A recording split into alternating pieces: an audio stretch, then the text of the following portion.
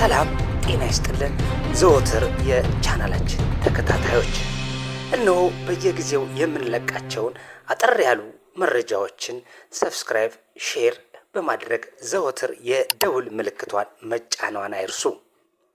እነሆ ዓለም በየጊዜው በቴክኖሎጂ ልቀት ከብርሃን በቀደመ ፍጥነት በየደቂቃው በየሰኮንዱ በአዳዲስ ፈጠራዎችና በአዳዲስ የቴክኖሎጂ ግኝቶች በመታጀብ ቀጥላለች።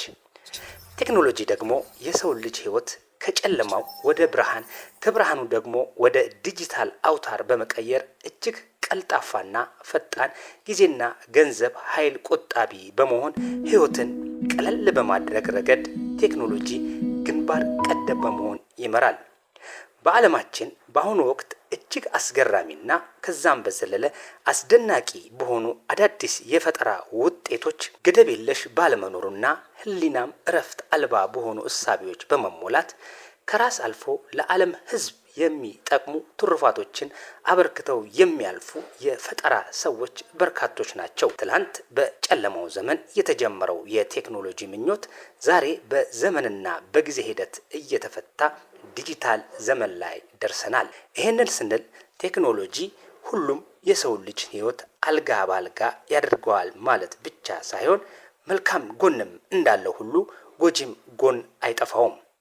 በትራንስፖርቱ ዘርፍ ትላንት ከነበርንበት በድንጋይ ከሰል የተጀመረው ይሄው ዘርፍ የናፍጣ በቤንዚን አልፎ የኤሌክትሪክ አገልግሎት ላይ ደርሰናል። በመቀጠልም በርካታ ሀገራት በኢኮኖሚው በዜጎች ህይወትን ለመለወጥ ቴክኖሎጂ ፈጠራ ትልቅ የኢኮኖሚ ምንጭ አንዱ አጋዥ ሆኗል።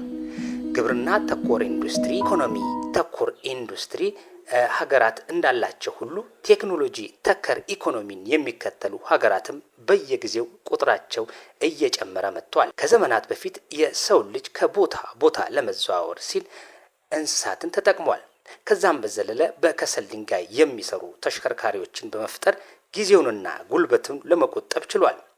በዚህም ሳንቆይ የሰው ልጅ ፍላጎቱና ምኞቱን በመጠቀም ከሚጠቀምባቸው የቴክኖሎጂ ዘርፎች ውስጥ አንዱ ተሽከርካሪ ሲሆን የዓለም ህዝብም ቁጥር መጨመርና የኢንዱስትሪ መብዛት የተሽከርካሪ ቁጥር በከተሞች ፍሰትና ይዘት ጋር ባለመጣጣም ዛሬ ባለንበት ዘመን የዓለማችንን የአየር ንብረት ለውጥ እንዲቀየርና የሰው ልጅ ህይወትም በዚህ ረገድ ለአደጋ እየተጋለጠ መምጣቱ የሚታይ እውነታ ነው። ከፋብሪካዎችና ከተሽከርካሪዎች የሚወጡ በካይ የጭስ የአየር ንብረትን በመለወጥ የዚህ ትሩፋት ተካፋይ የሆነችው ሀገራችን ኢትዮጵያ ካለፉት 5 ዓመታት ወዲህ የኤሌክትሪክ ተሽከርካሪዎችን በብዛት በመጠቀም በአፍሪካ ግንባር ቀደም ተብለው ከተቀመጡ ሀገራት ትከተላለች።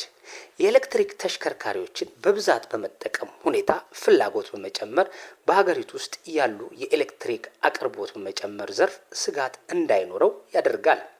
በያዝነው ሰኔ ወርም ከ140 ሺህ ኤሌክትሪክ መኪኖች ይገባሉ ተብሎ እንደሚጠበቅ የኤሌክትሪክ ኃይል መምሪያ ኃላፊ የሆኑት አቶ ጌቱ ገረመውና አቶ አሰፋ ይታገሱ ያስታወቁ ሲሆን ይሄን ተከትሎም የተሽከርካሪዎች ኃይል አቅርቦት ምቹ እንዲሆን በቂሊንጦ፣ በለቡ፣ በፒያሳ 24 የመኪና የቻርጀር ጣቢያዎች እንደሚገነቡ ሲሆን በአጠቃላይ በአዲስ አበባ ከተማ 48 ጣቢያዎች እንደሚገነቡ በመግለጽ በክልል ከተሞች ደግሞ በ20 የቻርጀር ጣቢያዎች እንደሚገነቡ አስታውቀዋል። በክልል ከተሞች ውስጥ ባቱ፣ አዋሳ፣ አዳማ ሲሆን ከኢትዮጵያ ጅቡቲ መስመር ደግሞ 16 የቻርጅ ጣቢያዎች በቅርቡ ተገንብተው ስራ ይጀምራሉ ብለው አስታውቀዋል።